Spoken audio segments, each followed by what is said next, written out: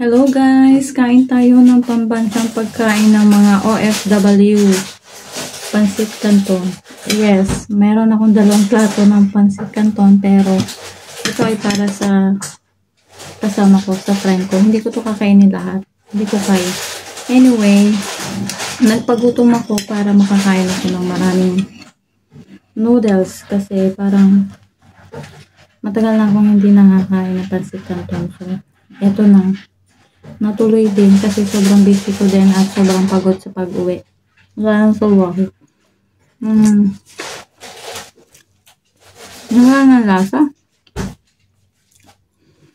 At saka, nandito kami sa abroad eh hindi na kami makakain ng ganitong pagkain.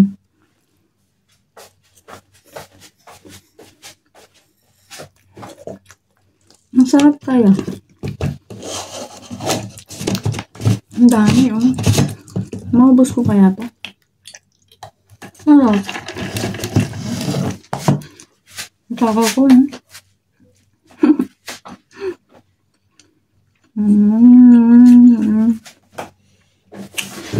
Tatlong piraso to, eh. Tatlong piraso ng noodles. Tawag mo? Indomie siya. Yung Indomie, kilalang kilala yan dito kahit sino kumakain. Eh, mostly mga Pilipino. Kapag sahod o panahon na ng sahod de peligro, alam na ng mga nakaka-relate yan. Kain tayo. Tingnan ko din yun. Gusto ko din naman. Hap tayo. Kuha ka. Yung sidap, natikman mo yun. Ano yun? Noodles din. Masarap din. Ito namang isa na nasa isang plato, guys. Ito yung ating produkto. Lucky Me. Ano ba to? Canton. Lucky Me Pansit Canton. Toyo Mansi. Tama ba?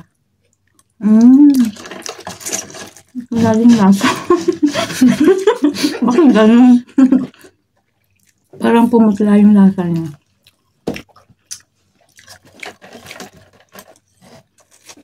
Gutom talaga ako, guys. Kasi Wala nasan. anong oras na? Hindi pa ako nag-almusal. Parang ano na rin to, tanghalian.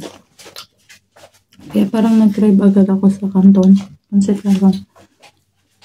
Eh, ito lang yung madaling lutuin.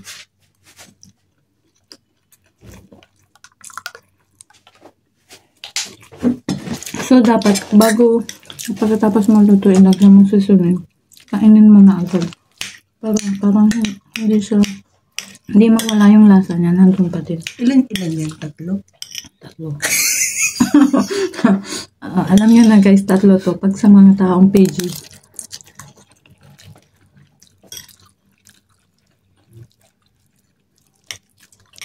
Isang buwan ako nitong di kakain ng pansit. UTI ka na yan. Sarap.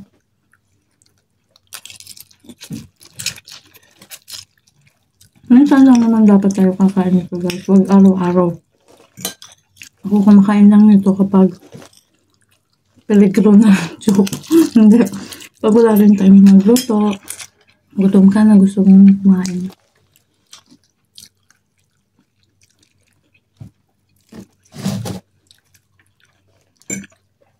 Sa mga hindi naniniwala na ang mga abroad ay hindi kumakain ng mga ganito, nagkakamali kayo.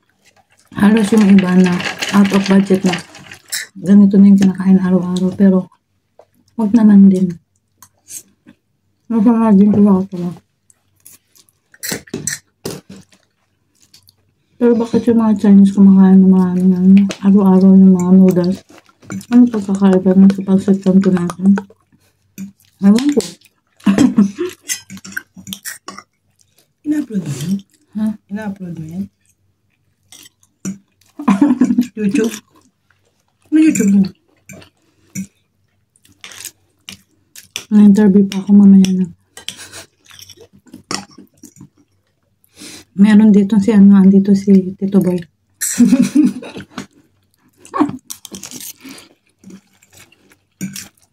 Ang dami guys, oh. Napagdami pala. Kasi yung ano niya, noodles niya. Iba sa noodles ng pansit. Ang laki ng pansit canton. Mapapayat kasi yun. Ito magkataba.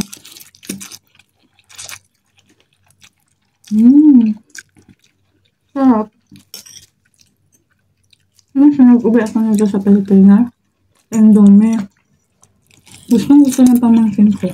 Isa lang umubos ng 10 peraso. Inaraw-araw pa naman. Hindi na niya pinatikim yung mga kasama niya sa bahay.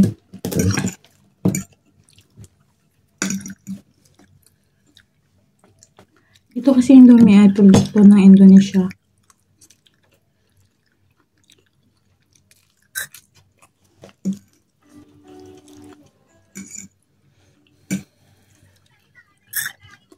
Meron din naman dito mga laki. May Maggi. Mga produkto ng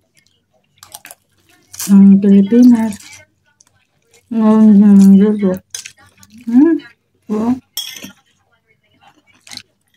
May kulang pala akong nakalimutan.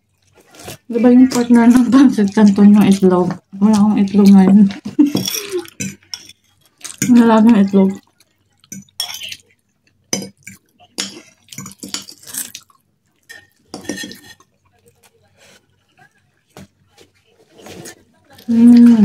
Ang lapit na.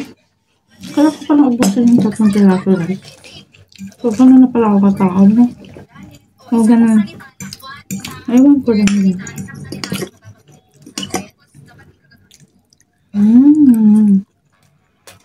Sarap ang anghang.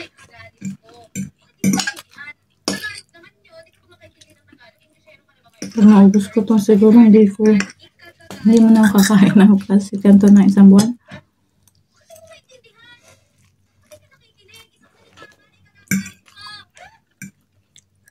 Minsan lang kasi ako mag-crave, guys. Sa pancit canton, lalo na kapag wala ka nang lulutuin. Ito na lang ang maluluto, no?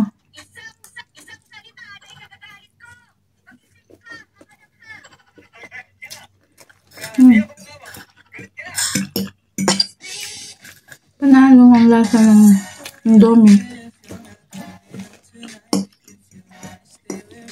Mas gusto ko nga ito eh. Basta doon sa laki niya. Laki niya parang nag-iba na yung lasa. Lumutla. Ewan ko.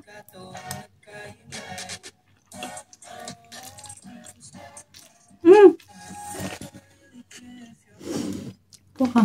Naubos ko na. Nakalimutan ko magbigay. Sorry guys. Kain ka. Meron pa ako. Kuha ka na. Meron pa ako. Meron pa ako. Sinisipon na ako. Ginusto ko yan eh. O, diba? Ganun lang yan.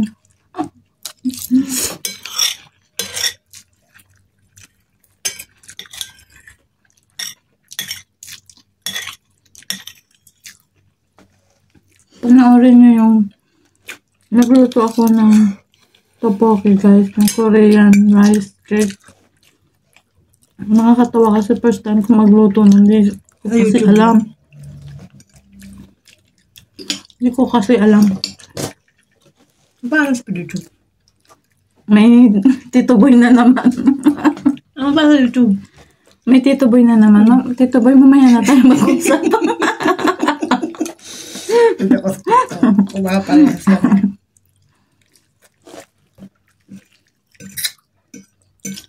Natatawa ako kasi kinain ko ng hilaw yun. Hilaw pa pala yun. Ito. That's right. Wow! My pinto! Hilaw pa pala yun guys. Kinain ko yun. So, ang ginawa ko doon, nag-YouTube muna ako. Ang mali ko kasi hindi muna ako nanood paano lutuin yun. Nakita mo agad na Marites. Tinatanong niya yung YouTube channel ko. Nakita niya agad. Nag-subscribe na ako. Witty. Nag-subscribe na ako. Thank you, my organic follower. Grabe naman viewers.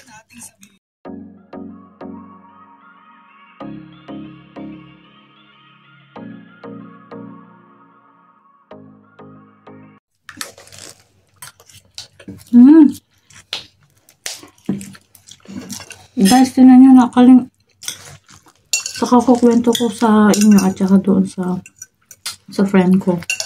Naubos ko na agad siya, ang bilis. Ang sarap naman kasi, alam mo yun, lalo na kapag wala ka ng budget. Masarap sa panlasa, no? Yes, true. Kumakain po kami ng pansit canton kahit nasa abroad kami. Hindi lang pansit canton. Sardinas, tuyo, ayan, mga pambansang pagkain ng mga OFW sa panahon ng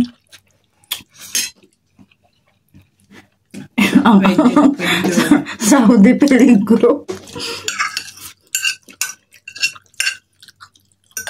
Ayan, side na side guys. Wala tayong sasayangin, ha?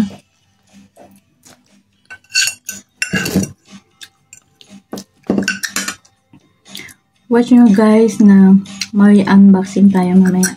See you!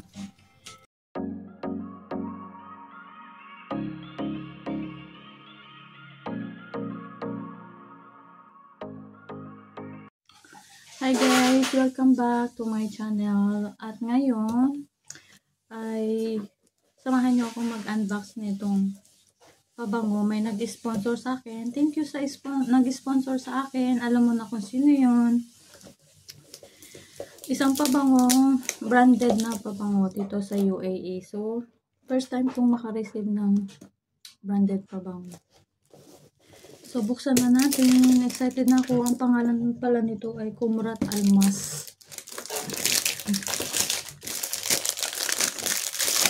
Ang laki ng packaging niya guys.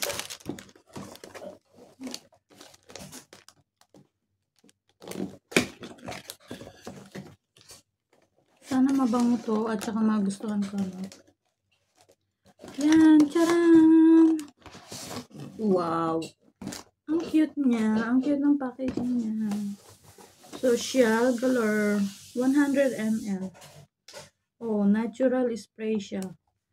Natural spray vaporizer. Ay, French siya. French. Hindi ko mag-upload. Tcharan! Ay, baliktad. Ito pa. Ang cute naman niya. Ang cute niya. Ha? Parang dalawang box na rin. So, ito ay yung local brand. Buksan natin. Spray na natin.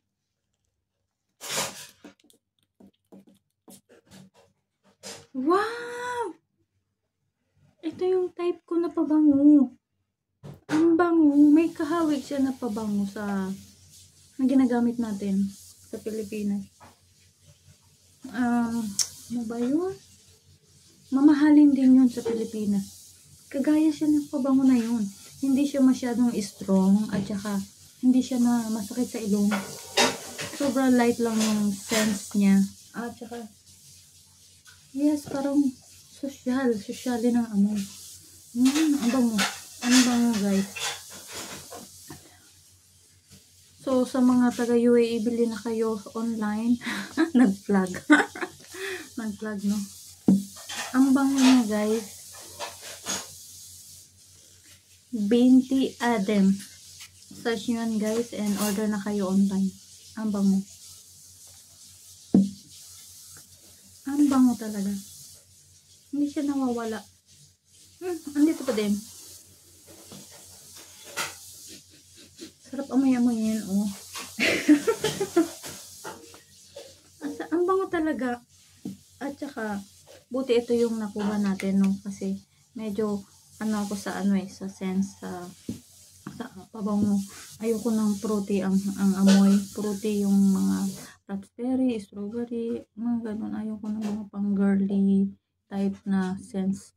Mas gusto ko yung parang pang men's sense, yung pang unisex, yung ganyan.